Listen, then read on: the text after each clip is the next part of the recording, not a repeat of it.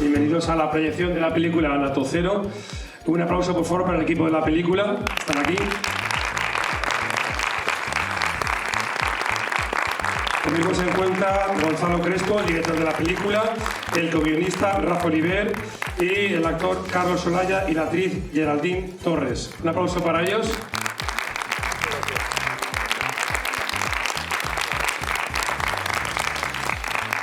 Le voy a hacer la palabra al equipo de la película para que hagan la presentación. Empiezo con el director. Yo se la paso a Carlos, que sabe más de esto. Oye, muchísimas gracias por venir a ver cómo perdemos la virginidad. Sí, esta va a ser la premier de Natocero, la primera vez que se va a ver con público, y la verdad es que nos hacía ya muchísima ilusión.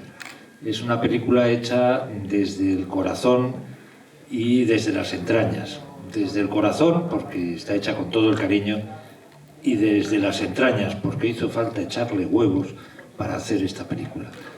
Pensad que se empezó a grabar y, como decía Gon esta mañana, el primer día de rodaje, positivo COVID, 15 días parados. Pasa todo eso, seguimos rodando, tal, no sé qué, tal. Corcho, no nos dejan ir a Nueva York. Bueno, habrá que esperar a ver si por fin nos dejan y tal. 1 año tuvimos que esperar y retomar los personajes 1 año después. O sea que imaginaos lo que supuso eso. Pero la verdad es que la hicimos todos con el máximo cariño y yo recuerdo de verdad cosas increíbles de este equipo, una gente maravillosa. Y me encantó trabajar con una actriz de la talla y el corazón de Geraldine.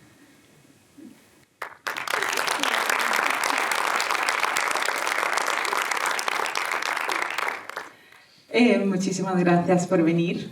A mí no me conocéis, yo soy Geraldine Torres. Es la primera vez que me vais a ver en una pantalla. Y tengo que agradecerle a Gon y a Rafa y, por supuesto, a mi compañero, que es el mejor. Ojalá disfrutéis muchísimo de la película, gracias a Carlos también. Nada, para mí ha sido una maravilla formar parte de este equipo. Para mí es la primera película que hago y bueno, que vengan muchísimas más. Y si es con un equipo así de maravilloso, pues muchísimo mejor.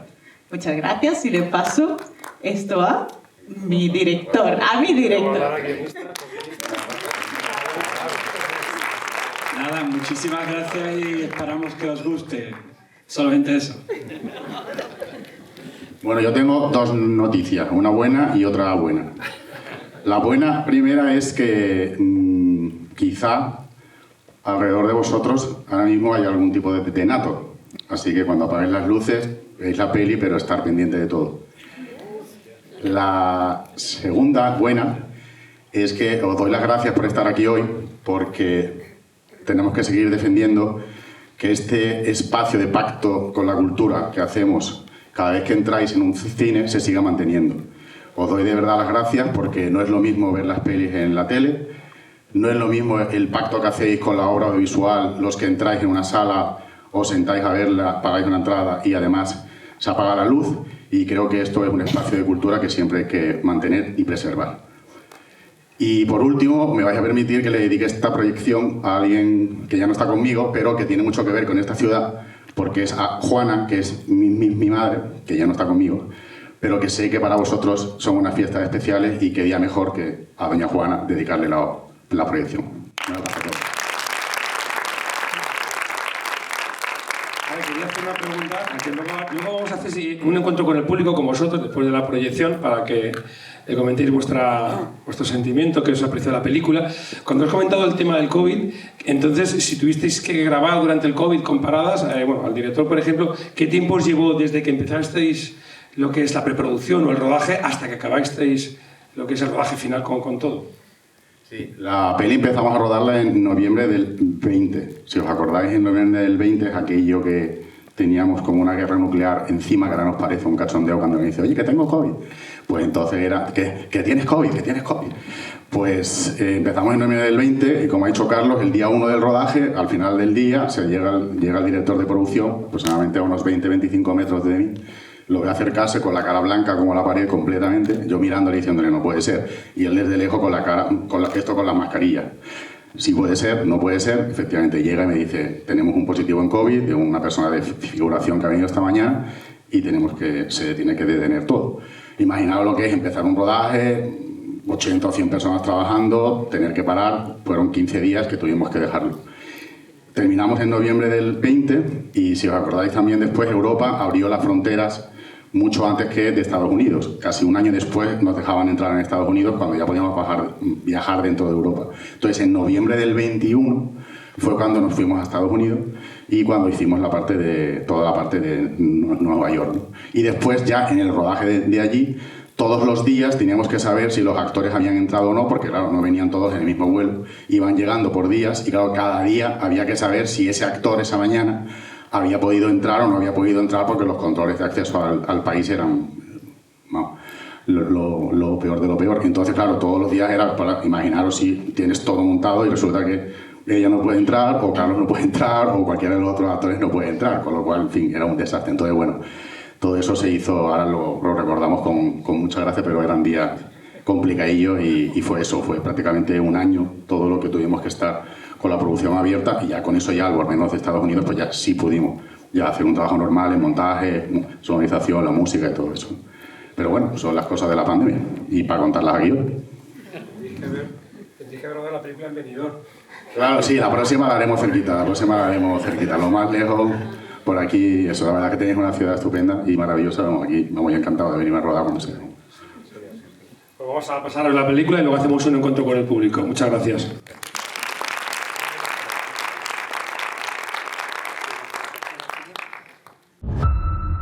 Pensad en un tiburón.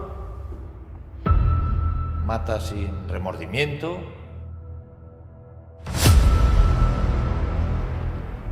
Sin ninguna maldad. Sin culpa.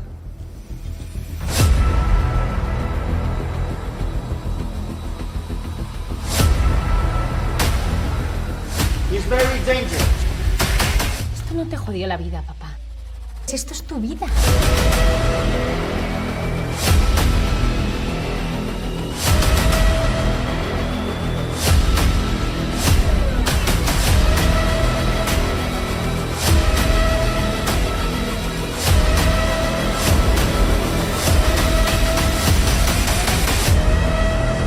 Un natocero podría comportarse como cualquier otro sin que nadie se diera cuenta.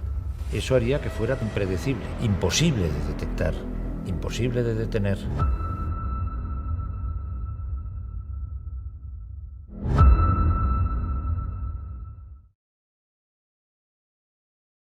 Nosotros, no sé, ¿tú qué haces? A mí la verdad es que me ha vuelto a gustar mucho, la había visto, he vuelto a disfrutar horrores y ese final me gustaría saber qué os parece. Muy sorprendente. Porque aparte de la sorpresa de que sea mi hija y tal la asesina, por favor no se lo comentéis a nadie. En todas las entrevistas decimos el asesino, la asesina o le asesine. Pero ¿por qué se tira este hombre por la ventana, no? Si lo pensamos desde un punto de vista moral, es capaz de dejar que un natocero al que por fin ha encontrado siga suelto y vaya matando. Con lo cual dices, oye, menudo elemento. Entonces, ¿por qué se tira, no? Después de que toda su vida haya sido esa búsqueda del natocero, ¿no? Y cuando preparaba el personaje, la respuesta para mí era clara, es decir, porque este hombre está destrozado, absolutamente. Por tanto estudio, tanto nato, tanto libro, tanta clase, y coño, la tengo en casa y no me doy cuenta, ¿no? Entonces es un hombre al que se le hunde el mundo, ¿no?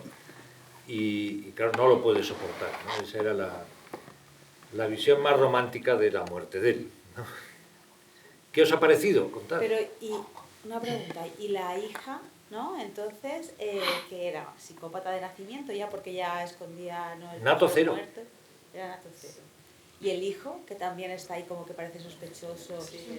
¿Qué pasa? Yo creo que el hijo se ha percado de todo y el tío se aparta, no sé, eso No, mejor el hijo es un inadaptado.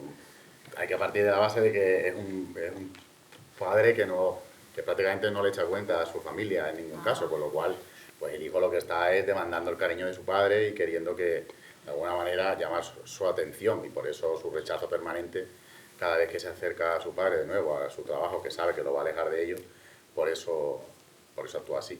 Y realmente el personaje se suicida, que le dimos muchas vueltas, si se quedaba vivo, si suicidaba, en fin, cómo lo hacíamos. Básicamente porque él tiene ahí dos posibilidades: o decir que es su hija, o seguir viviendo con eso y seguir viviendo con ella y no decir nada. Digamos que su redención como padre es, bueno, en el último momento también voy a poner por encima mi trabajo a mi hija, pues ya que vengan otros y que hagan su trabajo, y que hay muchos policías en esta ciudad para que la cojan, pero en el último momento tampoco voy a traicionar mi relación con mi familia, ¿sabes? Para también ser el que delató a su hija, a pesar de que él sabe que va a seguir matando y demás. Entonces, en ese momento tiene que volver a optar entre hacer su trabajo o poner su figura de padre, y bueno, pues lo que decide es, bueno, pues que vengan otros y arreglen esto, ¿no? También voy a arreglar yo también esto y me quito de en medio, que sea un poco... Yo cuando vi la película, cuando vi el final, claro, no poder soportar esa presión y la impotencia, ¿no? De no poder delatar a su propia hija, no poder... Porque claro, el hecho de que él se suicide, se está abriendo otra investigación, ¿no? ¿Por qué se suicida? Porque entonces él da su vida al suicidarse para que se abra una investigación. ¿Por qué se ha suicidado? Si la hija volvió, lo ha empujado su hija y luego su hija se ha ido, la coartada de que se iba afuera. Entonces, el hecho de que él se suicida da su vida para que se haga una investigación donde su hija apunta como posible culpable. ¿Quién la ha tirado? La hija, y luego se ha ido, porque se haga una investigación, ¿no? Como una segunda parte, ¿no? Vamos a investigar el caso ahora de él. Pero sí, la verdad es que al final... Una parte, nosotros sabíamos que iba a quedarse, es decir, que cada uno iba a hacer una interpretación más moral de la muerte, y también que habría gente que, bueno, que le parecería bien que se suicide, otros que creerán que es más justo que la delate, que tiene que quitar a ese personaje de la sociedad porque va a seguir matando, y por lo tanto sabíamos que eso era posibilidad. Yo creo que eso tiene que ver con cada uno, cómo haya vivido su paternidad, su maternidad, que sus valores, su trabajo, cómo ponga en su vida. Cada uno tendremos una respuesta en función de diferentes cosas. Hay una mano allá arriba. Tengo una duda, a ver si me equivoco. Durante la película han habido una especie como de flashbacks de él diciendo el nombre de Yolanda, cuando todavía no había pasado. Sí. Vale, es que tenía esa duda, digo, no sé si, porque claro, para mí ella ya estaba muerta, y luego resulta, entonces es como un hecho posterior. Lo hemos conseguido. Esa es la idea. Bueno, eso sobre el guión era un lío total, ¿sabes? Porque cuando lo leías y eso, ellos también se liaban y le decíamos, tranquilos, que en el rodaje y en el montaje ya lo haremos que parezca tal. Pero es verdad que durante un tiempo parece un flashback, pero en ningún caso nosotros utilizamos un recurso de flashback. Por ejemplo, en algún momento se planteó pasarlos a blanco y negro o virarlos a un color antiguo, o hacer algún tipo de efecto que ya como espectadores todos tenemos interiorizado que es un flashback, y no utilizamos eso, ¿sabes? No hacemos eso por ser honestos con vosotros, sencillamente lo metemos, ¿sabes? Y lo editamos y lo montamos de una manera determinada. Pero es verdad que a todo el mundo le ocurre eso, o por lo menos a ti te ha ocurrido, que sí, no sé si al resto le ha pasado que lo ha visto en flashback. Claro, ha sido como digo, cuando he visto el final ha sido como, espera, ¿ha sido una premonición o qué? Claro, no, os estamos enseñando el final. Era mucho riesgo, realmente es un riesgo altísimo para... Yo realmente, cuando la veo otra vez, que ya me fijo en las acciones, los textos y las caras de Beli, y si estás pendiente, realmente estamos siendo muy honestos con el final, ¿no? Es decir, cada vez van quedando menos sospechosos, y la secuencia final en la que hay 4 personas además de Andrés, está claro que es uno de los 3, ¿no? Entonces queríamos ser eso, ¿no? Que si alguien está pendiente de la trama, que no nos vamos a sacar un asesino de la manga, sino que está ahí, vaya, todo el tiempo. Al final este género es...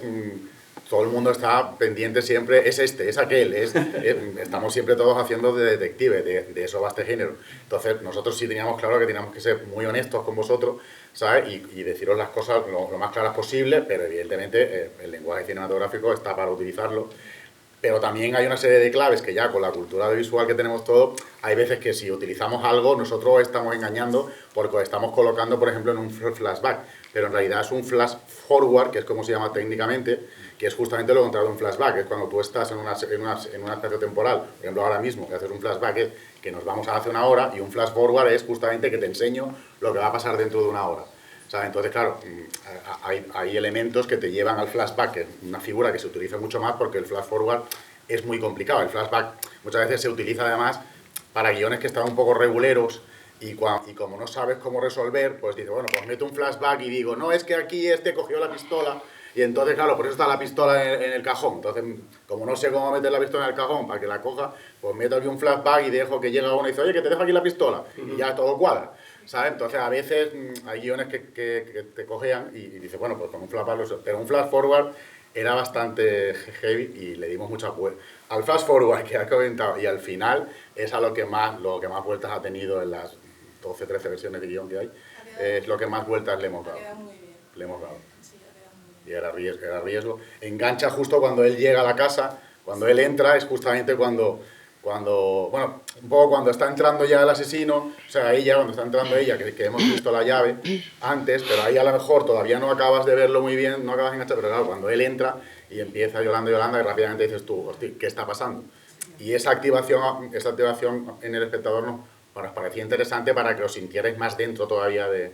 Claro, ha sido desde la llamada del taxi, cuando ya ha empezado a bailar y luego las llaves en la puerta, digo, es uno de los dos. Entonces, claro, pero yo pensaba que era el hijo desde el principio.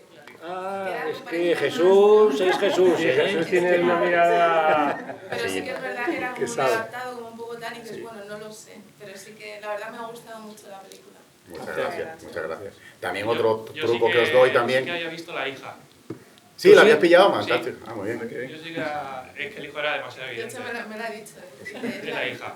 Ah, genial. Se trata de eso, de que cuando estáis viendo la peli, pues diga, pues es este, es el otro, ¿no? Un poco hacer eso. Pero un truco también que se utiliza mucho también, os lo digo también, que es, y que me perdone Jesús, ¿sabes? Que es un pedazo de actor y que lo quiero muchísimo, pero nosotros sabíamos que poniendo a Jesús desviábamos mucho la atención hacia él, ¿sabes? Porque al final, claro, es un actor que todo el mundo conocemos y va a tener mucha carga de la posibilidad. Si además después, a la hora de rodarlo, pues le damos una manera como cuando está escuchando la conversación, que está ahí mirando, tal, con esos ojazos que tiene, que no hace falta ni que diga nada, porque es que le ponéis la cámara delante y se la come con patata, pues claro, ya todo eso ayudaba. Entonces, claro, al final muchas veces pones como un señuelo y a veces... pones un actor muy famoso y a lo mejor en los primeros 5 minutos de peli o de serie lo matas, ¿sabes? Y entonces, claro, la gente ahí dice, hostia, ¿qué coño ha pasado? O sea, tienen al Pacino y se lo acaban de cargar, ¿qué ha pasado aquí, no? O si está Pacino, pues ya al final, hablando mucho de las distancias, por supuesto. Pero quiero decir que también son a veces elementos, porque claro, además ya tenéis una cultura audiovisual tan bestial que hacer este tipo de género cada vez es más complicado, sorprenderos, ¿sabes? Por eso es difícil muchas veces ya... narrativamente buscar fórmulas que os hagan estar enganchados a la historia y seguir el juego de te voy enseñando, es este, es el otro. Cada vez es más complicado. Lo habéis conseguido. Sí. Muchas gracias. Muchas gracias. ¿Y qué no os ha gustado? ¿Qué no? ¿Qué podamos mejorar? Yo no iba a decir sobre qué podéis mejorar, sino tenía una duda y es ¿por qué Nueva York? Porque con lo que cuesta rodarla, que el guión tiene que ser en inglés y todo ese tema, ¿qué hace que Nueva York sea la ciudad elegida? Es decir, si es por una experiencia del escritor o del director, si es porque es la ciudad que mejor se adecua a la historia o porque sí. Desde el minuto cero que Rafa y yo empezamos a escribir, la historia, cada vez que íbamos escribiendo, estaba en Nueva York. Eso es lo primero. Lo segundo, hemos querido que la ciudad sea un personaje, por eso hay tantos momentos en el que paramos la película, ¿sabes? Con eso el montador lo trabajamos mucho y con el músico, y hay veces que la película respira para que la ciudad para que la historia se impregne de la ciudad y la ciudad de eso. Y también, no sé, te pregunto, también por saberlo, ¿no? Porque lo hemos valorado muchas veces, pero como estábamos en la pandemia, algunas veces nos plantearon rodarla en Madrid, en Barcelona, inclusive en Londres. Pero ¿tú verías que puede pasar una historia de este tipo, de un Nato Cero, es decir, algo tan bestia como esto, con decorados de Barcelona? ¿Sabes? nos parecía que la ciudad del mundo que todos tenemos iconográficamente en la cabeza, en la que puede pasar cualquier cosa, ¿sabes? Es la ciudad de Nueva York. Yo creo que es la ciudad que todos hemos visto, que cuando vas a Nueva York, si tenías alguna oportunidad de ir, os daréis cuenta que vas por ella y vas, es como si estuvieses en tu casa, o sea, te suena absolutamente todo, ¿sabes? Lo del metro, vas al metro y te suena, desde cualquier calle, los taxis, en fin, es una ciudad que hemos visto tantas veces en el cine que es una delicia, entre otras cosas, por eso. Entonces, para nosotros Nueva York era eso, era meteros en un ambiente en el que vosotros pensarais que realmente el Nato Cero podía pasar. Pero claro, no lo veíamos en un pueblo o una ciudad, ¿sabes? Entonces queríamos meterla en la ciudad más cosmopolita, por alguna manera, que tenemos todos en la cabeza. A pesar de haberla visto tantas veces, aquí sale retratada también, no sé, genial. Sí, bueno, es un poco Hay una secuencia que también trabajamos mucho, que es la secuencia en la que Andrés sabe que está el asesino ahí alrededor, y es el momento ese de taxi, que también cuando estábamos escribiendo, la palabra taxi nos llevaba al taxi de Nueva York, de la Quinta Avenida, al atasco, la sensación de agobio, y que a la vez da una seguridad al posible o potencial asesino, porque no le va a ser muy complicado esconderse. Entonces todo eso es lo que nos llevaba a la idea de Nueva York. Bueno, deciros que esa escena en Times Square, cuando bajo del taxi a buscar al asesino, se hizo en una sola toma con la cámara al quinto pino, y yo cada vez que me acercaba a un taxi para mirar a ver si estaba el Nato Cero, claro, iba aquí, porque digo, en Nueva York, aquí van a pensar que les voy a atracar, ¿no? O sea, lo rodamos a lo bestia. Sí. Sí, eso iba a preguntar, ¿cómo resultó a nivel práctico el rodaje en una ciudad con tanto coche, con tanto... ¿Os pidieron muchos permisos o...? Hubo partes, ha habido de todo, hay partes que sí que acotamos alguna zona, ¿sabes? Que eran algunas partes que sí se podían acotar y eso. Otras que las hicimos, que como se dice el lenguaje de producción, son robados, ¿sabes? Son robados. Y después hay algunas imágenes que hemos comprado también, ¿sabes? De algunas cosas. Pero en general, nosotros nos interesaba mucho rodar con mucho caos, ¿sabes? Porque desde el punto de vista del lenguaje, con el director de fotografía, hablando mucho con él antes de ir para allá y eso, queríamos que todo lo que, cada vez que saliese a la ciudad, sobre todo a ras de suelo, otra cosa es cuando la vemos arriba, pero a ras de suelo fuera muy caótico todo el lenguaje, porque eso nos ayudaba a lo que decía Rafa un poco, ¿no? A que era un lugar sencillo de esconderte, ¿no? Que es una ciudad en la que es fácil rápidamente mimetizarte, porque seas de la raza que sea, del sexo que sea, de todo, rápidamente en cualquier calle encuentras de todo en un segundo, ¿no? Con lo cual, pues eso era interesante. Entonces, bueno, hemos intentado también aprovechar, darle un poco la vuelta a eso, ¿no? Pero hay zonas que sí estaban acotadas, las estaciones de metro, la parte de cuando lanza el cadáver al mar, o sea, perdón, al río, al Hudson y eso. Hay algunas partes que sí están más acotadas. Pero hay cosas que lo habéis comentado durante el rodaje, que la sensación antes de ir es la que has comentado, ¿no? Que cuidado en Nueva York, muchos permisos, pero después en la calle están tan acostumbrados a los rodajes que la gente son como extras, o sea, no te miran, cruzan. Están acostumbrados. Entonces parece como que lo has preparado, como dice. Pero son además muy respetuosos en ese sentido, porque bueno, es una de las ciudades del mundo donde más rodajes hay, ellos conviven con eso de manera natural, es una fuente de ingresos para la ciudad impresionante, y ellos están tan acostumbrados que muchas veces estás rodando o demás y eso, y ni siquiera la gente de producción tiene que acotar o tiene que parar, porque ellos mismos entienden que entra la claqueta y que estás rodando y se callan y se dicen unos a otros, shh, se callan, estamos ahí, y después cuando termina, cuando dices ya corten, entonces pues, ya se empiezan a mover, o sea, es una cosa realmente que nos llamó mucho la atención, ¿sabes? Que tienen una educación en ese sentido de verlo tanto ya, que saben perfectamente cómo tienen que pasar, cuando no, cuando tienen que callar. Es estupendo en ese sentido. Bueno, las escenas en las que voy corriendo es en pleno Chinatown. Sí, es en Chinatown. Y el cámara llevaba, Espadero, la cámara al hombro y iba como 10 metros detrás mío. Y allí había terracitas de gente cenando. Claro, yo pasaba corriendo y la gente miraba a este tío, ¿qué caray hace aquí corriendo? ¿No? O sea, la primera reacción era esta. Luego cuando veían al de la cámara, dice, otra película, ya está, ya, sin problemas, ¿no? Y hay una anécdota que es muy de making of, es que justo cuando giro la esquina para entrar en la casa de Yolanda, en el ensayo, pues Espadero, el director de fotografía, se subió de pie encima de la furgoneta del equipo para hacer un plano picado y tal, una cosa maravillosa. Bueno, Total, hacemos el ensayo, yo subo las escaleritas y llego a la puerta, vale, todo marcado. Y cuando Gon dijo, venga, acción, pues nada, vengo corriendo por allí, giro la esquina, subo las escaleritas, empujo la puerta y veo que estaba abierta. Y digo, joder, pues voy. Y entonces me metí y subí ahí 4 o 5 escalones, ¿no? Y también pensaba, anda que como me vea alguien aquí entrando, no veas la que me puede montar también, ¿no? Pero sí, fue casualidad y que aquella toma salió así. ¿Quieres hacer alguna pregunta más? Pero vamos, ¿Sí quieres añadir algo? os recomiendo, porque le pones la cámara delante y Respecto al símbolo que dibuja la hija de Andrés y que también lo tiene tatuado, que si tiene alguna explicación o me la he perdido. Porque... Sí, tiene mucha explicación. Queríamos que, bueno, lo que hemos insistido antes, ¿no? Es que quien estuviera prestando atención, todo tuviera... Ella se llama Beli, pero existe un demonio que se llama Belial, y entonces empezamos a investigar, resulta que hay un símbolo para cada demonio, cosa que yo no sabía, pero bueno. Y entonces este símbolo es el del demonio Belial. Entonces ya para añadir un poco más de complicación a la trama, pues le pusimos ese símbolo que aparece en el taxi y que lo tiene ya tatuado y que es el que dibuja de pequeño. Esto un poco ya para abrir las mentes.